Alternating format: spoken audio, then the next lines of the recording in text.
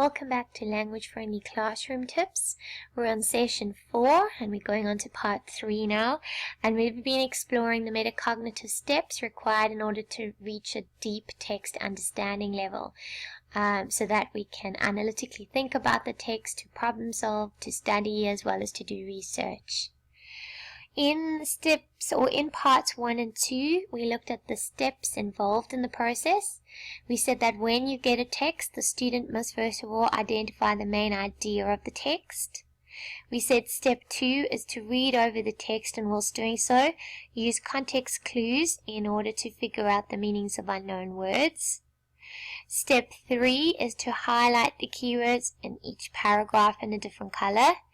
And step 4 is to use the highlighted keywords in the paragraph along with the topic sentence of each paragraph to figure out the paragraph main idea, or what each paragraph is actually about. And you write this down at the side of each paragraph. Okay, once those steps have been completed, let's pretend or assume now that the student wants to study, or that maybe they have to use the text in order to do a research project or a class speech. Okay, they're now, once they've done these steps, in a very good position in order to be able to do so. We use the summarizing for study purposes, and it's a prerequisite in order to be able to paraphrase. So a student shouldn't actually be attempting to paraphrase before they've done a summary. And a paraphrasing is obviously putting the text into your own words. Summarizing should never be skipped when paraphrasing, as it allows the student to more easily collate information from a variety of sources. So they're going to, let's just say they're doing a research project on the koala bear, and they've got 2 or 3 different papers or texts which give them information on the koala bear. They're going to analyze these texts using their metacognitive step 1 to 4 strategies.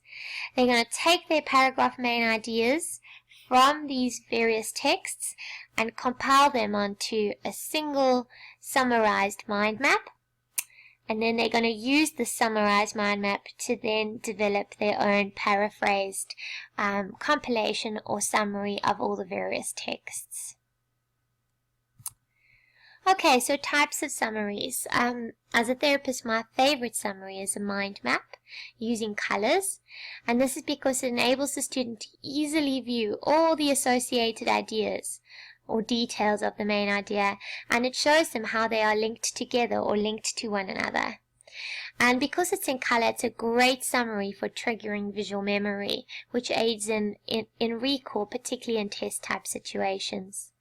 There's your bullet point summary. Some students don't really like the mind map. They're not so much visual learners.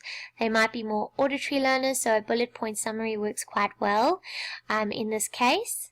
There's your Venn diagrams, and these are used to clearly reflect comparisons, so similarities and differences, or comparing and contrasting. And it's very similar to a mind map, except that it's drawing comparisons. And then you've got your paraphrasing, and this is used to enable the student to describe the text in a shortened version within their own words.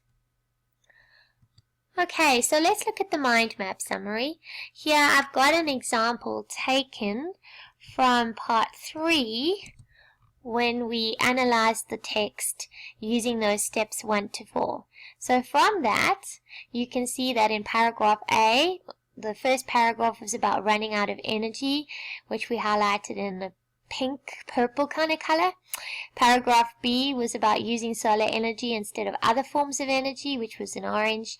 And paragraph C was on solar energy is safer than other forms of energy, and it was highlighted in yellow. So here we go to our mind map. In the center of your mind map, you've got your entire text main idea, which is solar energy. And because we have had 3 paragraphs, we've got 3 branches, where each branch is reflecting a particular paragraph main idea. So our first paragraph we highlighted in a pinky purple color. So you've got your heading that you've gone and written in the pinky purple color, or you might have highlighted in pink purple. And then underneath it you've got your important keywords written in a sentence structure that the child can decipher and knows what they've actually written down. There's no point in the child just writing down random keywords and they have no cooking clue what it means. So really do encourage the students to not use long or complex sentences, but to take their keywords and put them into short and simple sentences that they understand. You can see that our second paragraph, we've taken our paragraph main idea being the use of solar energy as preferred, and again we've put our highlighted keywords, which are the details in point form underneath that, and our last paragraph, solar energy is safe or safest, and again the same thing.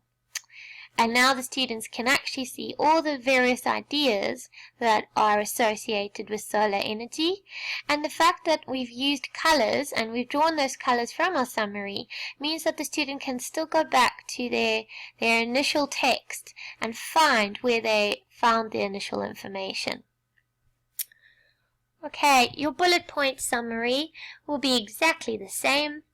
You've got your paragraph main ideas listed as the heading for each section, and underneath it you've used your keywords in short and simple sentences that are easy for the student to understand. Okay, paraphrasing. So why do we use paraphrasing? The kids that I take, your kiddies who struggle with information overload, and your kiddies who have language impairment, don't particularly like summaries, don't particularly like paraphrasing, because it means now taking their shorthand summaries and putting them into full sentences.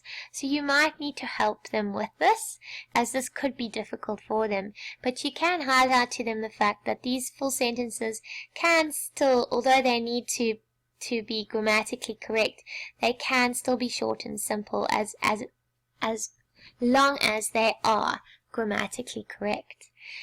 So prior to the student paraphrasing, they must first analyze the text using steps 1 to 4 as stipulated previously.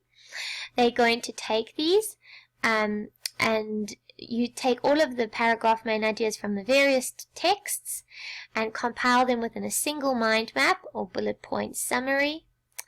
And then the student is going to use the mind map summary to write out the information in a paraphrased version of their own words.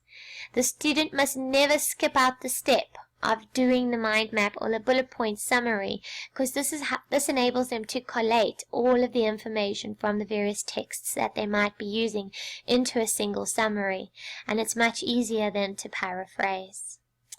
Right, that brings us to the end of summaries and paraphrasing of our session for metacognitive skills. Thank you.